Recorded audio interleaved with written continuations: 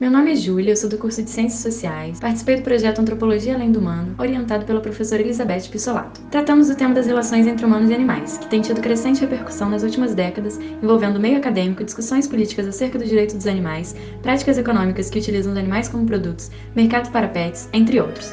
Ainda que sendo tratados cada vez mais como sujeitos de direito e integrantes de famílias humanas, na cosmologia ocidental, os animais se encontram no polo oposto ao dos humanos. A separação esteve presente desde as primeiras tentativas de definição do que é ser humano, que se baseiam justamente no que diferencia os humanos dos outros animais. O humano, apesar de se encontrar no grande grupo animal, ocuparia uma posição única, já que aos outros animais faltaria algo que só existiria na espécie humana. O espírito seria o grande diferenciador. Possuir raciocínio, intelecto e linguagem sempre foram elementos usados para diferenciar os humanos de outros animais, e passaram então a legitimar sua dominação sobre a natureza. Não só oposto aos animais, o humano passou a se pensar como superior a eles e à natureza. A questão do consumo da carne animal pelos humanos, o uso do trabalho animal, a indústria do vestuário e outras reforçam a separação existente entre humanos e outros animais e o domínio sobre estes. Porém, contextos e movimentos sociais atuais vêm pondo em questão como os animais são vistos e tratados no Ocidente, reivindicam direitos aos animais, lutam contra a violência de que são vítimas, com o argumento de que são seres sencientes capazes de sofrer e sentir dor, assim como nós. Além disso, estudos de etologia e antropologia demonstram que os animais envolvem linguagens não verbais complexas, que dão sentido e orientam suas práticas no mundo. Os animais ocupam um espaço cada vez maior na antropologia, fundada também sob as dicotomias que separam cultura e natureza.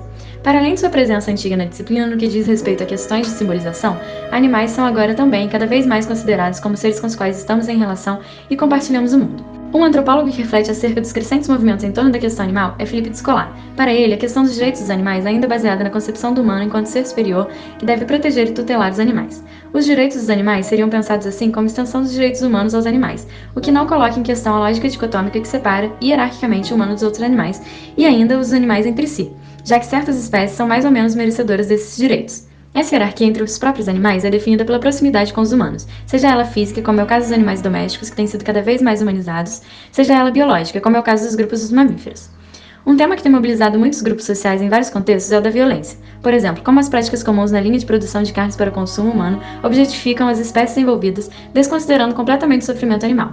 Tais práticas são alvos de uma crítica ferrenha por adeptos do vegetarianismo e por movimentos ambientalistas. Particularmente, as técnicas de abate de animais em matadouros trazem à tona a questão do descaso ao sofrimento do outro e nos levam ao debate sobre o antropocentrismo. A etnografia de povos não ocidentais, particularmente a experiência de povos chamados animistas, como os ameríndios e povos caçadores da Sibéria, estudados por pesquisadores como Felipe Descolar, Eduardo Viveiros de Castro, Eduardo Conte, Ingud e outros, revela modos distintos na lida com os animais, nas quais os animais são tidos como pessoas dotadas de intencionalidade e subjetividade, sendo as relações entre humanos e animais definidas como relações sociais. Nessas cosmologias não existe a dicotomia natureza e cultura, sequer existe a categoria de natureza como algo externo ao humano. Para esses povos, o que chamamos de elementos naturais são dotados de agência, assim como os humanos, não sendo possível pensar o mundo social separado do natural. Por isso, esses autores e outros, como Bruno Latour e Donna Haraway, propõem uma mudança radical na disciplina antropológica e buscam maneiras de superar a dicotomia clássica que separa a sociedade e a natureza. Seus trabalhos demonstram como, na experiência concreta, essa divisão não se sustenta, como, no desenrolar das existências, a natureza e o social estão imbricados relacionando humanos, animais, plantas, micro-organismos, tecnologias e outros. Eles reconhecem como a vida é feita primeiramente de relações, e os animais, assim como os humanos, expressam seus próprios modos de experimentar o mundo que habitam, criam maneiras específicas de agir ou se engajar com outros seres e elementos do mundo que partilham. Essa perspectiva tem inspirado análises tanto em etnografia com povos não ocidentais, quanto em contextos de práticas contemporâneas presentes nas sociedades ocidentais, como as relações com animais domésticos, a criação de animais, práticas de laboratório com algumas espécies, modelos de proteção a animais silvestres, entre outras. Donna Haraway é uma autora que vai pensar as relações entre humanos e animais a partir de uma perspectiva relacional. Ela escreve sobre o que chama de partilha do sofrimento no contexto de experimentos científicos. Num de seus artigos, a autora conta o caso de um cuidador de porquinhos da Índia que trabalhava numa pesquisa sobre a doença do sono. Durante seu horário de trabalho, os porquinhos da Índia eram mantidos em cestinhos apertados e gaiolas de tela cheias de moscas eram colocadas sobre eles.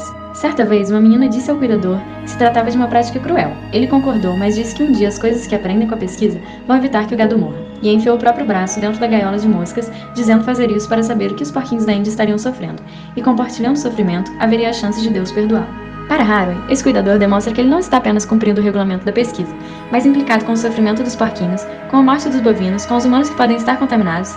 Enfim, se a pesquisa experimental animal é necessária, trata-se de nunca legitimar uma relação com o sofrimento descomprometida e insensível. Isso significa ser educado.